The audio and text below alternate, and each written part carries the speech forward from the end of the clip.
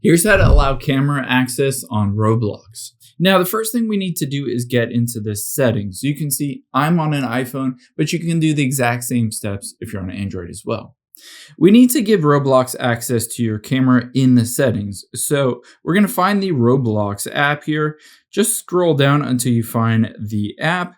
And make sure next to microphone and camera, if you wanted to do voice chat as well, make sure both of those turned on. However, even though they're turned on in the settings, that doesn't necessarily mean they're turned on in the app itself. So after you've done that, let's open up the Roblox app. And we need to get to your settings to be able to change this and allow access. Now within here, you'll be able to see it constantly moves around, and there is no straightforward way that says give access to camera and microphone in here. It's fairly hidden.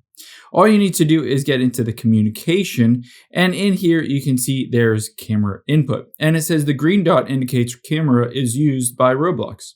But you can also go into voice chat here, and if this is turned off and you do want to voice chat with somebody, make sure you just hit enable. Keep in mind, these might be restricted depending on your age on Roblox, so you might need to update your age if it doesn't show the correct one and it shows you under 13.